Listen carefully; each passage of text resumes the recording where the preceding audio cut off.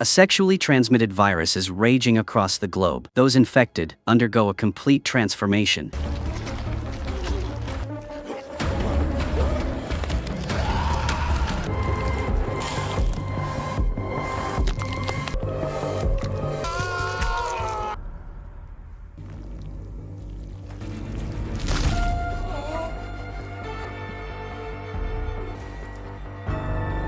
Becoming strikingly beautiful. However, this effect only lasts for a year, after which a minor side effect appears. The story begins at Paris Fashion Week. A supermodel was strutting down the runway when she suddenly broke out in a cold sweat, her entire body burning with an unusual sensation. She glanced at the audience and saw a woman drinking water. Without hesitation, the supermodel abandoned the show, rushed over like a madwoman, snatched the water bottle from the woman's hand, and gulped it down. But the burning sensation inside her body didn't subside. Instead, it felt like a fire was consuming her internal organs. She tried to endure the intense heat and rushed out of the hall, but was blocked at the door by a group of reporters. This completely ignited the supermodel's rage. She began attacking indiscriminately, ruthlessly, and without mercy. After dealing with the troublesome reporters, she stole a motorcycle and sped wildly through the streets. Cars on the road couldn't avoid her, resulting in serious collisions, but she didn't care at all, still revving the engine to the maximum. Suddenly, an accident occurred. The supermodel's calf was crushed, even the white bone was visible. But strangely, she seemed to feel no pain, dragging her broken leg towards the restaurant next door. Her first action was to target a glass of water on the counter, instinctively lunging forward and grabbing the water bottle to drink continuously. When a waiter tried to stop her, she directly knocked the bottle unconscious. The entire restaurant descended into chaos, but she continued her frenzied attack, pouring water down people's throats repeatedly. However, all efforts were in vain. Her body temperature continued to rise, and her emotions became increasingly agitated. Just then, she noticed the toilet in the bathroom and rushed towards it as if grasping a lifeline. Cold water splashed on her face, instantly evaporating into mist, leaving even burn marks on her skin. When she returned to the living room, a mutated police officer appeared outside. She completely disregarded him. The officer fired his gun, but it was ineffective. As she stepped out of the restaurant, she was surrounded by heavily armed special forces officers, ready to shoot at the slightest sign of danger. Yet, 2 streams of blood flowed from her eyes, and the next second she exploded. The police launched an investigation and discovered similar cases had occurred 6 months earlier in London and a month earlier in Berlin. The victims had all lost control of their emotions, suffered extreme thirst, and ultimately their entire bodies exploded without warning. Forensic examination revealed extremely high temperatures inside the corpses, with their internal organs completely cooked. Even stranger, 2 days after death, the temperature of their bones remained at 160 degrees Celsius, directly melting 2 saws. No chemicals were detected in their bodies, only a previously unknown virus. Thirst was likely a symptom of the infection, but why their bodies were melting remained unexplained. The virus's structure was extremely peculiar. It didn't spread through the air or droplets, but relied on more secretive forms of bodily fluid exchange, particularly through sexual contact. Detective Cooper immediately investigated the victims and discovered they shared many similarities. For example, their appearance was completely different from a year prior, making it hard for him to believe they were the same person based on the original records. Even stranger was that they had no prior connection, yet they all simultaneously cut off contact with family and friends after their transformation. Switching to another character, Drew is a young man under 30 who weighs nearly 200 kilograms, the quintessential obese otaku in everyone's eyes. Each day, he finds only illusory satisfaction by giving money to female streamers. He thought his life would continue like this until he stumbled upon a cosmetic surgery clinic, rumored to be able to make people more beautiful and confident, and praised by everyone who had visited. Driven by curiosity, Drew went there alone. The director claimed they had a completely new transformation method, not through surgery or traditional medicine, but through a special form of energy that activates the body's potential, thereby completely changing appearance and physique. The naive Drew was easily swayed, completely unaware of the director's unusually ugly face. Finally, driven by the urge to look better, he agreed to so-called cosmetic surgery. A few days later, at a bar, Drew, having just undergone surgery, was completely transformed. He wore a tight-fitting yellow suit. His once swollen face now had sharp, defined features, and he felt incredibly handsome. Sure enough, a beautiful girl approached him. This was the first time Drew had been invited out by a beautiful girl, and he completely let loose, dancing wildly in the bar. The 4 of them partied until until closing time. But Drew only went to the restroom for a moment, and when he came out, the bar was empty. He thought the girls were waiting for him at the door, but the bartender told him that his girlfriends had left and that he would pay the bill. Only then did Drew realize he had been tricked and was the one paying the bill, which amounted to $300. Unable to contain his anger, Drew returned to the cosmetic surgery clinic, pointed a gun at the owner's head, and yelled, "Why did you cheat me?" He said he felt like a joke now, almost 30 years old, and never having touched a woman, and everywhere he went, he was ridiculed and scorned. The more he talked, the angrier Drew became, and he was about to shoot. The boss was so scared he almost fainted, hastily advising Drew not to do anything foolish, saying he could help him fulfill his wish without any cost, and that he could become as perfect as a model afterward. Perhaps because of his obsession with beauty, Drew once again believed the boss. He was then taken to a hotel. Drew thought he was going to have plastic surgery again, so he pulled out a gun, intending to shoot the boss, and then kill himself. The boss told Drew to take off his clothes, lie on the bed, and trust him, but Drew said he didn't trust anyone. After the boss left, a woman entered. She took off her thick puffer jacket, revealing a mesmerizingly perfect figure. Following that, the two had a passionate encounter in the hotel room. When Drew woke up, his head was drenched in sweat, and his body felt uncomfortably hot. He immediately sensed something was wrong, and quickly asked the staff for a bucket of water and a thermometer. He gulped down dozens of bottles of mineral water, but the symptoms of the burning sensation didn't subside. Moreover, his body temperature had risen to a terrifying 180 degrees. This number completely exceeded the limits of a normal person. He was completely unaware that a cataclysmic transformation was taking place inside his body. Very quickly, the hotel room was left with something resembling a silkworm cocoon, with Drew tightly wrapped inside. But strangely, he didn't overheat and melt, but instead transformed into a completely different person. Detective Cooper and Jordan were summoned privately by the director. The director said that according to research from the Scientific Center, this virus appeared to be a product of human creation. Initial estimates suggest that thousands of people may have been infected. This is a rare and major case. The director requested that the two of them fly to Venice immediately tonight, because a ritualistic murder of a model, the victim also a famous influencer, had just occurred, and the scene was extremely horrific. More importantly, the victim tested positive for the virus. The two immediately set off for Venice that night to investigate the latest model murder. Local police took the case very seriously. Although research showed the virus wasn't airborne, they still cautiously wore protective gear. After all, the area had once experienced a plague outbreak that sent shivers down their spines, and they had developed a deep-seated fear. Following local customs, Cooper and Jordan also wore protective gear. The model's cause of death was extremely bizarre. There were no signs of a struggle at the scene. The lower half of the woman's body was intact, but her internal organs were completely exposed. There was no expression of pain on her face, as if she were peacefully asleep. Even stranger, a mysterious symbol appeared on the opposite wall, an ancient Egyptian hieroglyph meaning beauty. Clearly, a secret was hidden behind it all. Meanwhile, in Rome, the capital of Italy, a mafia organization lost a newly developed serum. This drug, capable of rejuvenating people, was the foundation of the organization's rise to power. The leader, furious, hired a top-tier assassin to eliminate the traitor who stole the serum. His only request was that the traitor die as painfully as possible. The assassin conferred with his accomplices, suggesting that the model always believed the rules didn't apply to them. Instead of striking immediately, he silently followed her from behind. At a deserted street corner, he feigned innocence, and the moment their shoulders brushed, he injected a nerve agent. The traitor quickly foamed at the mouth and collapsed, dead. He met his tragic end simply because he had provoked the wrong person. Meanwhile, on the other side, Cooper and Jordan were watching the video of the model's desperate plea for help before she died. Her expression was one of utter terror, as if she were being threatened by something. The victim in the video had previously emphasized not to do that, so this was clearly a warning. But what she was warning about, and who she was warning, remained untraceable. Clearly, the situation was becoming serious. Just as the two were racking their brains over this, Cooper received a call from his superior, instructing him to fly back to New York immediately the next morning, because an assistant editor at a fashion magazine had suddenly died in the staff cafeteria. They currently had no time to deal with cases abroad. Under the influence of alcohol, they began to talk about their relationship. Because of the immense work pressure, they often relieved stress in unusual ways. But Jordan only considered it a joke. When she realized Cooper seemed genuinely interested in her, she frankly stated that their relationship should remain relaxed, not serious. Cooper could only lie, saying that he felt the same way, that it was just a way to relieve pressure so he could fully concentrate on his work. Jordan agreed, saying that in this chaotic world, enjoying the present was the right answer. After saying that, she looked across the street. Cooper followed her gaze and saw a handsome man staring intently at them. He immediately understood Jordan's intention and told her to feel free to flirt, as no one was better than him in bed. Jordan admitted it, that no one could compare to him. Recognizing Jordan's eagerness, Cooper quietly left to give Jordan and the handsome man some privacy. However, on his way home, he was unexpectedly attacked by strangers. The attackers were very aggressive, clearly intending to kill him. Although Cooper didn't know who he had offended, he had to find a way to survive. Fortunately, the two attackers were unarmed. Thanks to his agility, Cooper managed to escape. The Venice night was deserted. He tried to slip through the narrow alleys to shake off the two assassins, but they were more familiar with the area and caught up with him. A fierce battle ensued. Because Cooper resisted so fiercely, the assassin finally pulled out a knife. Clearly, they intended to commit murder. Cooper didn't dare be careless, using all his strength to disarm his opponents. But what surprised him was that his opponents, despite being so severely wounded, were still able to stand up. Being hunted down as soon as he arrived in Venice was certainly no coincidence. Cooper became suspicious, wondering if it was related to the murdered model or if his identity had been revealed, touching upon some hidden interest group. Meanwhile, Jordan followed the handsome man home. With their paths diverging, the two had a fierce battle in the opulent villa. When Jordan woke up, her body felt unusually hot. She started drinking water frantically, but to no avail. Finally, under the influence of the virus, she transformed into a completely different person. Although her new body was flawless, as the chief detective, Jordan knew exactly what it meant. After dealing with the two assassins, Cooper was arrested by the local police and detained for 4 hours. Because the operation was classified as a national security secret, Cooper couldn't explain clearly, only stating it was self-defense and asking them to contact the Department of Homeland Security. However, the two officers, only responsible for guarding, completely ignored Cooper's warnings, even suggesting he was deliberately stalling. Fortunately, the female commander arrived in time to rescue Cooper. He wanted to contact his partner Jordan, but couldn't reach him. From the commander, he learned that Jordan had gone missing the previous night, but his belongings were still at the hotel. There were no signs of a struggle in the room, and the cameras hadn't recorded anything. A search was underway. Cooper considered canceling his return flight to join the search, but the commander informed him that both assassins from the previous night had tested positive for the virus. Because Cooper had been exposed to the source of infection, he was required to quarantine for testing. Fortunately, the test result was negative, and Cooper breathed a sigh of relief. However, the chief called and urged him to return home immediately, as the restaurant case was urgent and there was no time to waste searching for the missing person. The chief also mentioned that he knew many people there with excellent investigative skills and had arranged for them to handle Jordan's disappearance case, asking Cooper to trust the effectiveness of the professional team. Although he was filled with anxiety, Cooper understood the chief's considerations. The restaurant case indeed had too many suspicious aspects and could have involved the safety of many more people. For the greater good, he still chose to return home. From the remaining body parts at the scene, 24 hours after the explosion, the liver temperature was still as high as 180 degrees. Even more astonishing, employees near the explosion site all tested positive, with viral concentrations in their bodies far exceeding normal levels. The situation had reached a point where there could be no further delay. Since no cure had been found yet, these people could only be temporarily detained. On the other side, top assassin Johnny One-Eyed was dealing with a traitor in the organization. This guy had violated the rules by having contact with outsiders and spreading the virus, and deserved the organization's harshest punishment. Johnny scolded him for not following the rules, saying he could not understand the younger generation then, who thought they were special, worked from home, wore sportswear, had open relationships, and engaged in promiscuous sex, and that nothing was sacred anymore. At that moment, Johnny's phone rang. On the other end was the leader of the criminal organization that had hired him earlier. A woman who had escaped from Venice had appeared at a cosmetic surgery clinic in the US and had caused the spread of the virus. Johnny's mission that time was to eliminate all infected people. He quickly arrived at the cosmetic surgery clinic, used special equipment to unlock the door, and then used hacking software to access the hospital's network system and delete his image from the surveillance cameras. Having finished everything, he sneaked into the operating room with his gun and found the doctor handling the body. Johnny didn't care about the doctor's illegal activities. He only wanted to know where Drew was. To force the doctor to cooperate, he used just enough intimidation, because only when the doctor felt enough fear would he reveal the truth. That was Johnny's professional principle. By this time, Drew had transformed into a handsome, healthy young man. Even with a new girlfriend, avoid suspicion, the doctor lied, saying he needed a second surgery, thus deceiving Drew about his location. Then Johnny rushed to the hotel, intending to overpower Drew while he was showering, but unexpectedly, Drew resisted fiercely, and the two immediately wrestled. Drew, having just escaped his obesity and not yet fully enjoying the benefits of his new body, refused to die no matter what. Only then did Johnny reveal the truth. The reason he suddenly became so strong was because he had contracted a virus from the beautiful woman after having sex with her. Now Drew had infected his new girlfriend with the virus. To prevent the virus from spreading further, Johnny forced Drew to reveal the location of his new girlfriend, intending to kill both of them. Although Drew was somewhat bewildered, Johnny had a gun, so he could only obediently call his girlfriend and know that she had gone home early because she wasn't feeling well. On the way, Drew tried to jump out of the car several times to escape, but Johnny stopped him each time, warning that he would shoot Drew if he didn't behave. Drew had no choice but to obey. The two quickly arrived at the girlfriend's house, but found the room in complete disarray. A piece of freshly skinned animal hide lay on the kitchen floor. Just as the two were stunned, the girlfriend unexpectedly attacked. Drew saw everything, knew his chance had come, grabbed a frying pan, and killed his new girlfriend with his own hands. He did this to get Johnny to spare his life, but he thought it had been too simple. The assassin's principle had been never to show mercy to any target. However, because Drew had just saved his life, Johnny agreed to give him a painless death. But what Johnny did not expect was that in his final moments, Drew did not beg for mercy but instead urged Johnny to shoot him dead. He had endured enough of being ridiculed by others. Although he had not had enough, at least the past period had been the happiest. Johnny stood still. After so many years as an assassin, that had been the first time he had encountered someone like that. Drew's unusual reaction piqued his interest. During the meal, Johnny inquired thoroughly about Drew's past. Through the conversation, he sensed within Drew a contradictory mix of near despair and a desperate desire for recognition. There had been many similarities between him and Drew. Drew then discovered that Johnny had also been infected, and moreover, had belonged to the first batch of test subjects. A single injection could overcome genetic limitations, and had even achieved the secret to immortality. But transmission through bodily fluids was the virus's loophole, which allowed some ordinary people to access expensive treatments without spending money. That was why the company had hired assassins like them to solve the problem. Johnny's reason for talking so much was that he wanted to take Drew as his apprentice and train him to become a top-tier assassin. The story continued. Johnny was moved by Drew's sincerity and finally decided to take him as his apprentice and personally trained him to become a top-tier assassin. He quickly took Drew to his private villa, which had been decorated to the extreme and had even had more than a dozen servants on duty 24 hours a day. It could be said to have been a paradise on earth. As a professional and elegant assassin, one had to dress impeccably. Johnny immediately commissioned a high-end suit from a fashion designer and demanded that it be suitable for the cold demeanor of a top assassin, comfortable for action, and aesthetically pleasing to men, absolutely with no embarrassment. Under almost impeccable standards, Drew changed into dozens of different outfits before Johnny was satisfied. Just as Drew was feeling proud of himself, Johnny told him to pack his bags and prepare to leave, as the organization had just assigned him a new mission. The Centers for Disease Control and Prevention, CDC, was holding one person infected with the virus alive. This was Drew's first mission, and also Johnny's test. If he completed it successfully, he would officially enter the world of assassins, which also meant he had firmly established himself in this secure position. On the other side, at the CDC, Cooper was questioning those involved in the restaurant death. According to the man's account, the victim was pale and slightly different from usual when she entered the restaurant. At the time, he thought she had COVID and kept his distance, but during the conversation, Cooper quickly discovered a new clue. This man had had unprotected sex with the victim multiple times for work, but then the victim found a new partner, and the two parted ways unhappily. Cooper immediately informed his colleagues. Upon hearing the news, the man became agitated and broke free from the staff, trying to escape, but all was in vain. Ultimately, all that awaited him was endless isolation and treatment, possibly even becoming a research subject in a laboratory. To further study the virus's characteristics, Cooper donned protective gear and went to another laboratory. There, a man named Manny, who had tested positive, was tied up. He was highly agitated, and his vital signs were all abnormal. He was the victim of the restaurant's death, his eyes accidentally having come into contact with a drop of the deceased blood. He was on the verge of shedding his skin and transforming, but Cooper had too few clues to know the impending change, and was still trying to use his negotiation communication skills to calm Manny's unstable emotions. However, this was a clinical symptom of the virus, not something easily controlled by human power. Furthermore, Manny had witnessed his colleague explode, and his inner self was consumed by fear and despair. No matter how Cooper tried to calm him down, Manny couldn't regain his composure. As the virus continued to spread, Manny broke free from his restraints and began attacking indiscriminately. Despite the presence of several staff members, his body, fueled by the virus, became incredibly powerful, quickly overwhelming them all. Cooper rushed out of the lab, pressing the button to close the chamber door, but was a step too late. Manny's body continued to transform, the floor littered with falling skin and tissue. He frantically ran through the hospital, desperately searching for an escape route. Cooper chased closely behind, as letting him escape would only worsen the spread of the virus. Manny burst into an operating room, knocking over a doctor who was trying to stop him. Unable to resist the transformation any longer, his entire body became deformed, even bone spikes sprouting from his back. In the adjacent operating room, two medical staff members were performing a surrogate surgery, completely removing a layer of his disfigured face to prepare for a perfect reconstruction. Just then, Manny suddenly burst in and ran to the next room. Cooper chased after him, but the door was locked. The doctor tried to stop him, but Cooper drew his weapon and ordered the door opened immediately. Faced with reason, the doctor complied. When Cooper entered the next room, he froze. It was filled with all sorts of human skin, clearly the subject of some kind of experiment. The doctor explained that these were all donated by volunteers, called epidermal angels. Even though their owners had passed away, the outer layer of skin remained intact, waiting for the next destined recipient. The doctor only wanted Cooper to be careful when capturing people, not to damage the precious works of art. But Cooper was in no mood to listen. He only wanted to quickly grab Manny. As he continued further inside, he discovered a layer of skin bubbling on the floor, clearly recently peeled off. With this strange skin and unimaginable strength, Manny was astonished. After being modified by the toxin, his physical abilities had skyrocketed. Although Cooper had had combat training, he was no match for Manny and was pinned to the ground and beaten. Unable to withstand Manny's overwhelming strength, Cooper was completely helpless and could only try to pick up his gun from the floor. But Manny did not give him a chance. The doctor, not wanting the artwork to be destroyed, prepared a high-dose tranquilizer. Just then, Manny reached the exit and was blocked by the special forces. Cooper, wanting information about the virus, shouted orders to everyone not to shoot. Manny, relieved, turned to look at Cooper and lunged forward. Cooper gritted his teeth and prepared to fight. Fortunately, the tranquilizer was strong enough, and Manny quickly fell into a coma. Cooper breathed a sigh of relief, but what he did not expect was that the effect only lasted a dozen seconds before Manny woke up. Seeing Manny still wanting to engage in close combat, Cooper did not hesitate that time, grabbed the taser, aimed it, and pulled the trigger. This Center for Disease Control and Prevention exuded an air of strangeness and seemed to conceal a deeper conspiracy. Cooper temporarily controlled the situation, but the virus's power and mystery, along with the mysterious assassin organization, had targeted the living infected person the center was holding. Continuing from the previous episode, after Cooper had captured the skinned infected person at the Centers for Disease Control, Johnny and Drew were tasked with resolving the problem. However, due to the long journey, they stopped in cities along the way to deal with infected individuals as ordered by the Pioneer organization. This was no easy task, as these individuals were not self-controlled and spread the virus wherever they went, which significantly increased their workload and left them with little time for leisure. Even with sufficient speed, the tycoon was still dissatisfied. He did not want the CDC to uncover information about the virus and demanded even faster action, specifically emphasizing that an FBI agent named Cooper Madsen was currently in New York and needed to be dealt with. Under the tycoon's constant urging, they could only speed up. Cooper was relaxing at home when he suddenly heard a frantic knocking at the door. He cautiously opened the door and found a beautiful, unfamiliar woman standing there. She introduced herself as Jordan, his business partner. Cooper, a seasoned detective, naturally did not believe the stranger. He immediately subdued her and tried to force her to reveal Jordan's whereabouts. A search of her revealed Jordan's police ID, which further confirmed Cooper's suspicion that Jordan had been in danger. However, their relationship had been anything but ordinary. They had often shared intimate secrets during their deep conversations. The woman quickly proved that she was Jordan. Afterward, they went to a restaurant. According to Jordan's account, after their breakup that night, a handsome man had come to flirt with her. When she woke up, the man was gone, and she was in that state. Jordan blamed herself for being foolish, for wanting him simply because she had found him attractive, which had been a selfish act. Cooper's heart ached upon hearing this. He tried to suppress his complex emotions and meticulously investigated the situation, thinking that perhaps perhaps finding the mastermind sooner would help Jordan recover and prevent more people from contracting that bizarre virus. But what Jordan said next sank Cooper's heart. She said that after contracting the virus, her panic had gradually disappeared, and she had even come to like her new self, as she had felt finally noticed by everyone, completely forgetting that she had been facing a serious crisis that could change her entire life and that she had been wandering outside while infected with a contagious disease. But over time, Jordan discovered that they had not treated her as a human being, but as an object that could be bought or taken at any time. She began to despise that feeling and felt disgusted with that extremely beautiful body, wishing only to return to her former self in her dreams. She exclaimed that everyone wanted beauty, that it was the oldest and purest currency, but she did not want any of it. Cooper gently replied that in his eyes, Jordan had always been beautiful. Cooper's feelings had never changed. He deeply loved his nearly 40-year-old partner, Jordan. Her current appearance, though more beautiful, lacked that familiar, captivating charm, adding a touch of unfamiliarity. Cooper understood he had to speed up the investigation, finding all the information about the virus before Jordan exploded. But he couldn't report it to the police. Otherwise, Jordan could very well be locked up in a laboratory and used as a guinea pig. Currently, Jordan was virtually unknown, so Cooper could only temporarily hide her at home, waiting for clues in the case before deciding what to do next. After this experience, Jordan finally understood Cooper's feelings and decided to put aside her former playful nature, settling down to live peacefully with the man she loved. They were about to be intimate but stopped themselves, unsure if it was safe. When they arrived home, they found the door open. The two immediately became alert. With their years of experience working together, they quickly searched the entire room but found nothing unusual until they reached the bedroom and discovered an intruder. On the other side, the tycoon had everything ready, preparing to launch his beauty drug. If this plan succeeded, he would manipulate the entire market by controlling beauty, the oldest form of currency, even holding the fate of those who craved beauty in his hands. However, the professor objected because the drug was in its final testing phase, and there was a major obstacle yet to be overcome: drug resistance in infected individuals. From initially 1 injection a month, it had now been reduced to 1 injection a week, and the duration of effects after each injection was continuously shortening. Some test subjects even experienced severe rejection reactions. Clearly, there was an enormous risk. Carelessness could lead to a global catastrophe. But the tycoon didn't care at all, ordering production to double and more factories to open, because he had already bought up all the digital advertising space and couldn't turn back. The professor countered that more testing time was needed, as the virus was mutating in nature, changing its behavior and creating new versions. But the tycoon dismissed it all, claiming he was selling people an injectable Instagram filter, a form of attention-driven economy, instant gratification at any cost. No one knew the extent of the tycoon's ruthless actions to acquire this technology. The story rewinds 3 years, to a time when he was nearly 70. Despite being the richest man in the world, his increasingly frail body constantly reminded him of impending death. Bound by self-interest, he was forced to maintain a tumultuous marriage with his wife, a marriage they hated to the core but had to endure every day. He had tried countless anti-aging therapies, from expensive stem cell injections to legendary blood transfusions, but all were in vain, until he stumbled upon a secret. A clandestine research team of top biologists was conducting a project called Beauty. The professor presented the research findings to him and several other tycoons. A 71-year-old man with stage 4 prostate cancer, heart disease, impaired brain function, and obesity, after being exposed to the beauty virus, had his cancer completely eradicated and never recurred. His cardiovascular function improved, his muscles became toned with only 6% body fat, bone density increased, and brain reflexes became faster. No matter how bad his genetic makeup was, it didn't matter. Aesthetically, he was perfect in every aspect. Furthermore, all non-biological substances would be broken down during the regeneration process, leaving no signature scars. It could be said that this was a perfect virus, requiring only a single intravenous injection. The tycoons present were all captivated by the miraculous effects of the beauty virus. If this technology was truly feasible, they would be completely free from aging and disease, and might even possess the perfect appearance of their dreams. The professor also revealed a shocking secret. This technology was known only to a few people in the room. Even the lab staff were assigned tasks in batches, and no one knew what they were actually researching. This secret sparked a crazy idea in the tycoon. They quickly changed into their lab coats and entered a sealed space. Dozens of bottles of mineral water lay at each person's feet. The professor explained that this was the key to overcoming the transformation process. The tycoon wanted to record the metamorphosis, but the professor professor stopped him. Without much thought, the professor turned and instructed everyone to wipe themselves with sterile wipes, then injected the toxin one by one. After that, the mysterious professor glanced at them before turning and leaving. The moment the door closed, everyone's bodies began to react violently. They frantically poured water into their mouths. A wave of intense heat surged through their bodies, and agonizing screams filled the room. After an unknown amount of time, when the professor returned, only 5 gigantic cocoons remained in the room. In the professor's presence, the clones began to break free from their cocoons. Finally, all 5 transformed, becoming young men with flawless faces and strong physiques. This feeling brought them immense joy, but danger was silently approaching. Taking advantage of everyone's inattention, the tycoon directly pulled out a submachine gun from his pocket and opened fire, massacring them all. The professor was lucky to escape death because he still needed the professor for his next plan. The tycoon burned the wealthy men's clothes to ashes and shot all the servants in the manor dead. He didn't even spare his own henchmen, personally ending their lives, muttering apologies to his brothers, but his paranoia was incurable. The story continues. The tycoon, wanting to monopolize the results of his beauty virus research, killed everyone who knew about it, taking only the professor with him. On the way back, he meticulously examined his new face. His firm skin and handsome face were hard to believe. At first, he thought he had transformed into a completely different person, but when he saw the small, distinctive lump of excess flesh on his stomach, he believed that his body had undergone a radical transformation. Even his most private features had been preserved. However, the professor said that further observation was needed after the injection. This substance had certain side effects, while repairing and enhancing bodily functions, could also have unpredictable effects on the nervous system. But what the tycoon was most concerned about at this moment was the contagiousness of the virus. The professor explained that it wasn't transmitted through ordinary contact but similar to HIV, transmitted sexually. Although the tycoon still smiled, he felt a little scared inside, because seriously, he was just a test subject, unable to completely control the characteristics of this unknown virus. Moreover, he had just had sex with a flight attendant on the plane. He asked the professor about her condition and knew that she was infected, would mutate, and become a source of infection. Continuing to have relations with others would be like a street drug, reducing his market value. Hearing this, the tycoon signaled to his bodyguard, and the bald man understood immediately. After disembarking, the unfortunate flight attendant was immediately dealt with. That night, the tycoon returned home, eager to surprise his wife, but was mistaken for an intruder. His wife berated him and yelled at him, chasing him out of the house. Seeing his wife's furious rage, the tycoon felt a sense of satisfaction. He then lifted his shirt, revealing the excess flesh on his chest, sarcastically remarking how ironic it was that he had wanted to remove it his whole life, only to find it was the only thing left of his former self. The tycoon felt utterly disgusted with his wife. The only reason he had returned was because he needed her help. Therefore, he didn't mind gritting his teeth and sacrificing his body to have sex with his wife, giving her a similarly youthful body. But what the crime tycoon didn't expect was that his wife was completely uninterested. Their relationship had long since broken down, and disgust had seeped into bones. Even if she could trade her youth for it, it wouldn't sway her. His wife bluntly told him to get lost. He was just a trash can repainted, his trash genes giving birth to 2 trash children, and someone needed to guide them for another 50 years. And that person certainly wasn't her. Back in the lab, the professor had made a new discovery from the tycoon's blood. This virus was almost perfect, but when it buffed the host, it simultaneously accelerated metabolism to the maximum, like a race car, modified to its limit. The power was immense, but the fuel consumption was terrifying. 855 days was his current endurance limit, after which his body would explode. The crime tycoon panicked. He had put so much effort into rejuvenating the virus. He could accept the side effects of infection, but how could he bring such a product to market when its lifespan was only a little over 800 days? How could his dream of getting rich ever come true? Under the threat of death, the professor finally promised that he could develop a stabilizer to extend the virus's lifespan, and could even sell the virus and the antidote together. Seeing a chance to continue his dream of getting rich, the crime tycoon temporarily set aside his intention to kill him, signaling his bodyguards to put away their guns. But he warned that he had 855 days left, meaning the professor had 854. He told them to fix the grower error and turn it into a product, and it had to be on the market 6 months later. The professor knew he was temporarily safe, but he also understood that the crime tycoon's patience was wearing thin. He had to solve the virus's metabolic overload as quickly as possible, develop a stabilizer, and constantly be on guard against the crime tycoon's assassination attempt. Little did he know that the 2